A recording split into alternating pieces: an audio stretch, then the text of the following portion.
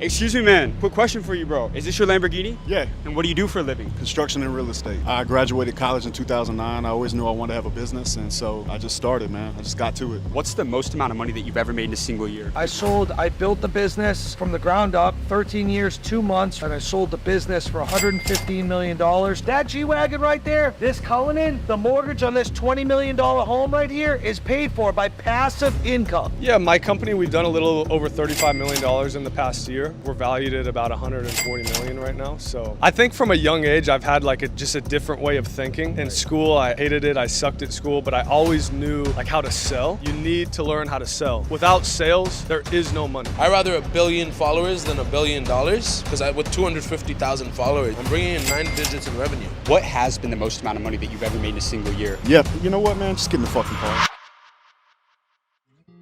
All right, you guys, if you've ever been to Miami, Florida, you know that there are more supercars on the road than in any other city. But what do these people do? Well, today we're gonna be asking these 7, 8, and 9-figure entrepreneurs how they became successful and how you can start your path to becoming wealthy in today's world.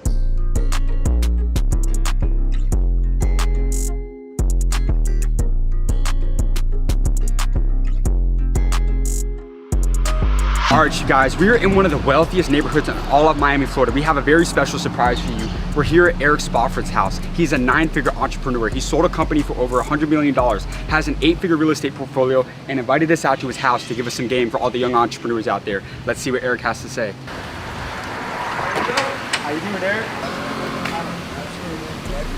I've been in a lot of industries. You know, my original industry was dealing drugs. I was in a life of crime and addiction and street life growing up, and that's honestly where I learned a lot about business. I started dealing drugs at 10 years old, 5th grade. Yeah, I was selling weed at 5th grade. It didn't work out for me like it doesn't work out for most people, so I got sober, changed my life at 21 years old back in 2006, and then I got into drug addiction treatment. And so I went from being a drug addict and selling drugs to helping people get sober and change their lives, and then alongside that, real estate. And now real estate is a main focus of mine. What has been the most amount of money that you ever made in a single year? A little more than 100 million. $100 million. Yeah. Dude, what happened that year? How are you able to? I built the business from the ground up, 13 years, 2 months from the moment that I started it as a 23-year-old kid. Then what was I, 35 or 36, something like that, when I sold that business. And I sold the business for $115 million to a private equity-backed strategic company. And then I also sold off a lot of the underlying real estate assets that I had developed for probably, I don't know, 40 million. What's been the best financial advice that you've ever received? If there's one, I'm gonna give it to you right now. I'm gonna give you the fucking key. These guys should pay me and you should pay them for what I'm about to give you. This is the difference between the wealthy people and people that are fucking poor. You are gonna go out and focus on how to make income. You need to make money. I don't care if that's through starting a cleaning business, starting a business that comes to these nice homes in Miami and picks up the dog shit, if that's from doing solar. I don't care how you do it. Most people, they understand this concept. I need to make money. I need to make hundreds of thousands, a million, millions a year. That's the goal. This is where everybody goes wrong. They make the money and then they take the money and they burn it on lifestyle. They make $1 million. I've seen this happen with kids in solar sales over and over and over again. They make $1 million or $2 million in a year, and they take that money and they go buy the cars and they go on the trips and they book the PJs, the private jets, and they're at Poppy Steak and Carbone, and they got the girls and they got all this shit, right? And they're living a good life. The discipline of the financial discipline and the patience to take that money, and instead of being excited and going and living this life and buying all these things, you invest it into cash flowing, appreciating assets. My vehicle right now is Section 8 real estate. I'm buying houses in areas at a very low rate and getting insane cash returns. We're fucking printing money with this, right? But I'm taking the money that I earned, that I hustle, and I'm putting it into this real estate. And then the real estate is paying me. And then I'm going out and I'm buying that G-Wagon. That G-Wagon right there, this Cullinan, the mortgage on this $20 million home right here is paid for by passive income. It's paid for by free cash flow because the money that I made, I invested it properly, and then it pays me for lifetime. And so think of it like this. Do you want to have a pile of money or a river of money? Because when you have a pile of money, you're gonna spend it and it goes down, and you gotta go earn to make more. You gotta go replace it. When you have an ever-flowing river of money, because you had the financial discipline that I just talked about, the right coaches, the right mentors, and the right advice to make the right moves, then you can go out and you can fuck the money off all you want, right? Your mailbox money hits the bank, the government, Section 8, the federal government sends you all your rent payments. You can go out, blow it on the trip, blow it on the girl, blow it on a car, and guess what? On the first of the month, it's back. And it's gonna be back every month, month over month, for the rest of your fucking life.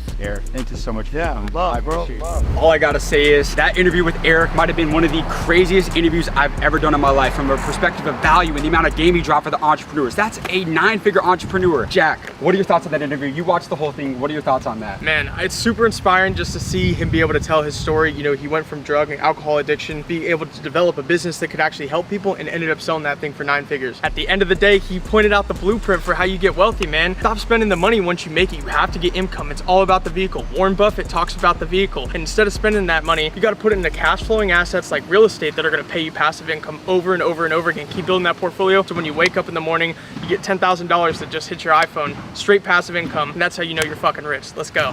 Hey, excuse me, bro. Quick question for you, man. Is this your Lamborghini? Yeah, this is mine. How are you able to afford a Lamborghini out in Miami, Florida? I've been an entrepreneur for the past decade. I've started and scaled quite a bit of companies, and I now manage with my team about 800 e-commerce stores on Amazon. What has been the most amount of money that you ever made in a single year? Yeah, my company, we've done a little over $35 million in the past year. We're valued at about 140 million right now. So that's the funny thing, you know, like people always ask, how much money do you make? But at the end, it's not how much money you make, it's how much money you keep. And number two, it's not just about what's your cash flow, it's what's the valuation. Because a lot of people just think like, oh, I want to make 100 grand a month, but they don't think in 3 years I want to exit for 100 million. Because you would give up 100K a month if you could know in 3 years you're going to sell for 100, 200 million, right? So it's a little bit of a different mindset shift in running a business. When it comes to the way that people look at money, what would you say is the biggest difference that separates the middle class from the wealthy? Well, besides the hard work and like going out and taking risk and making things happen, I've seen it, and it's their belief systems. So what you believe to be true is what manifests into your life, right? So when I was young, I didn't think having a Lamborghini was crazy. I didn't think making millions of dollars was crazy. That was not the reality I put inside my head. Now, most of society puts this traditional box system of I got to go to college, make 100 grand a year, and that's their belief system. So anything outside of that, like making millions of dollars, becomes a very hard reality for them to understand. And so if you can just see money from a different viewpoint and not have any emotion towards it, all of a sudden you'll see how much easier it is, because it's not being put on a pedestal and you're not like, oh, it's so hard to get. It just becomes your everyday life. What's been the best financial advice that you ever received throughout your lifetime that you'd pass on to the younger generation today? Well, specifically for young people, it's the power of the compounding effect, right? Specifically, what one of my mentors has helped me set up is called overfunded whole life insurance policies, where you actually get to become your own bank. In a sense, you invest money into the market, you get it to compound, but then you can actually take collateralized debt against it tax-free. And so instead of just using your money once, like buying a Lamborghini, you put it in an IUL first, and then you actually get to pull out 80 to 90% LTV on that loan. And then your money still sits in there and compounds. And so setting that up, I think, is really important. And then you can start doing other fun, crazy shit like buying Lamborghinis. I love it. You've got a beautiful Lamborghini Aventador right here. What would you say to someone out there who's aspiring to own a car like this their own someday? But you need to learn how to stay optimistic through the failures, because you will fail way more than you win. And a lot of times those failures start getting to your head and you eventually quit because you don't think that this is right for you. When I was 18 years old, I remember I was driving to Las Vegas. I'll tell you a quick story. I was driving to Las Vegas with my family. I decided not to go to college, and they had told me, because I was looking at these deserted houses out there, I said, man, who would ever live out there? They said, Ryan, if you don't go to college, you're gonna live out there one day. And I remember envisioning me one day traveling, living the life of my dreams, driving a Ferrari, and I had absolutely no idea how I was gonna get there, but I just knew it. I truly, truly believed it. And so the funny thing when I got this Lamborghini is I was on a business trip in Vegas, and there was this full circle moment where I remembered when I was 18, and so I went to this exotic dealer, and I was gonna buy a Ferrari, but there was just too good of a deal on this Aventador, which is also, you know, something I've been wanting. So I said, fuck it, let's buy it. And now my 18-year-old self is like, fuck yeah, Ryan, we did it. You know what I mean? And final thing, you need to learn how to sell. Without sales, there is no money, right? Sales at the end of the day is taking one piece of value that you might have and someone paying money for it. That's all it is. It's not hard at all. For instance, there's a kid behind me. He wants to sell me on listening to one of his rap songs. Now, am I in the mood for rap right now? I actually am. So I'm gonna pay him for the value that he's gonna bring me. So you have to learn how to sell value that people will pay pay big money for. All right, let's hear it. I want to hear what you got. Come on. I started grinding, I had to get up off my ass. Been focused on my future, can't be worried with my past. And that's bitch I get, I promise gonna be my last. Look on my old hoes, I tell niggas stay mad. And I know that I done did it, don't need for me to brag. Ain't chill about no bitch, I already done had all the love to advance. So a girl kinda fat, I started chasing money, had to put it in the stash. Yes, sir. Let's go. You 12 years old? Yeah. Never, ever, ever give up. Every day just grind and believe in yourself. You got that, my man. Keep it going. Let's go, bro. Proud of you. Never give up on your dreams, bro. I told you. Thank you.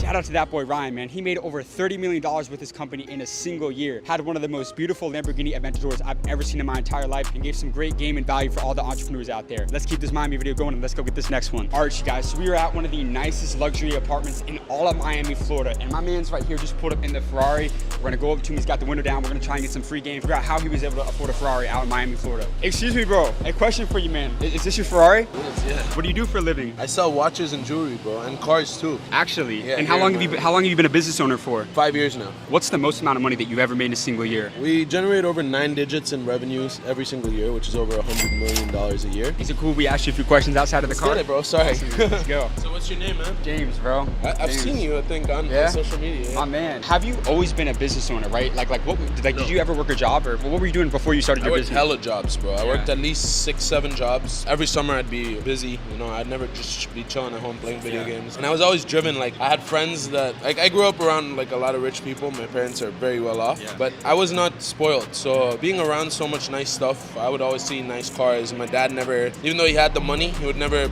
put me in a nice car. I'd drive a Toyota RAV4 when I lived in St. Martin. And yeah, just surrounding yourself with people who have more and people doing good things, it really motivates you. And for me, I had a lot of friends doing great, and I was just in school. I had 3K in my account. I was like, I gotta do some shit. Yeah. What's the biggest thing that you've implemented throughout your skill set as a business owner in this industry to really stand out from the competition? Social media and marketing, bro, for sure. Guys, I say it all the time. I'd rather 1 billion followers than $1 billion, because with 1 billion followers, I think I can make $1 billion annually, no cap. Because with 250,000 followers, and I rely very heavily on social media, I'm bringing in 9 digits in revenue. What's been the best financial advice that you've ever received throughout your lifetime? A lot of people are gonna hate this shit, but I believe to not worry about spending and just worry about making more has helped me get wealthy, you know? Like if I was worried about, like I used to be, all the small expenses, checking my credit card bill super tediously, I feel like I wouldn't be here. I worry about the big picture now. When I have employees like, hey, I wanna spend this on this, and like I try not to be cheap. If it's needed, we do it, and I just focus on making more. I make sure everyone's happy and everyone's in the right mindset to just go pump out those sales, you know? Cool, my man.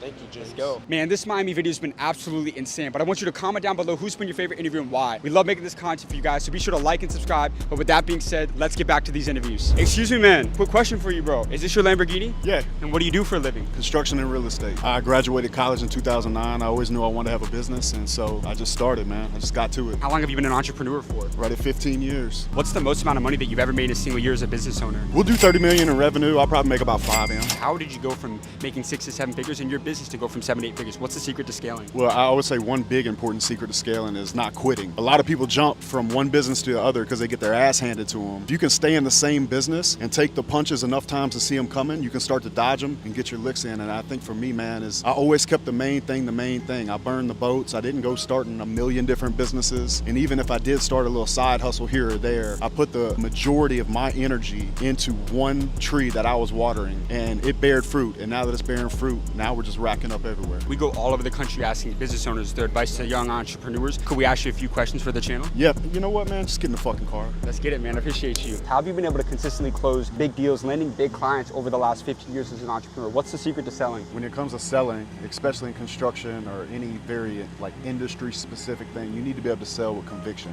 You need to be able to look a man in the eye and tell him, I'm gonna hit your schedule. You're not gonna have to worry about any bullshit. We are the best people for this job. Send me a fucking contract. And I've done it like that. I've called a guy up and he'll be like, you're $10,000 high. I say, cool, I'll give you 5, send me a deal. And because they know that you're gonna get the job done, they'll give you that deal even sometimes when you're higher, because they can't afford for the schedule to drag out, because that's gonna cost more and cost of money on the construction debt than it would if they hired the guy that was 10 grand cheaper than you. So being able to sell with conviction, I always say that you need to believe in your product so much that you truly believe that if you do not sell to that person, you are fucking them over. That's how much you should believe in in your product. When you can believe in your product like that, then there is nothing that's gonna stop you from selling, because you know, and they can see that conviction in your eyes, and you're like, you know what, this is the right guy for me. What is your best self-improvement advice for the younger generation out there? As unpopular as it might be, get your ass in shape. When you walk in a room, people treat you differently. When you tell somebody that you can do something, they believe you because you're walking around displaying discipline. Let me show you something. Give me this hand. You see that?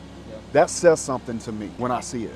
That means you've been working. So I know when you want to come talk to me that you are worth talking about, because you're not just some fucking punk, you're actually working hard trying to get your life together. I respect that. It's hard not to respect a person that's in shape. All across the entire world, no matter what language, no matter what country, no matter what business, if a man walks in a room and he's put together and you can tell that he's put his body through pain and he's built his body up, it's impossible not to respect it. I could hate the person and be like, but I respect him. We're sitting here in Justin Waller's Lamborghini. This took hard work. This did not come overnight. For someone who's watching this right now, a young 20-year-old kid, they're aspiring to become successful like you. A lot of people look up to you. You know, you're a lot of people's role model. What would you say is the blueprint to becoming a millionaire in today's world? Try your best to stay sober if you're young. And I drink and smoke cigars and do all that other stuff, but not my 20s I didn't. I built that whole fucking thing before I even started doing that. Put yourself around other people that are on the same mission as you, even if you have to do that on the internet in a chat room somewhere, because you're gonna get a lot of noise from people that don't understand you, and that's okay. Be kind to those people, especially because they're gonna be close to you. Still love them,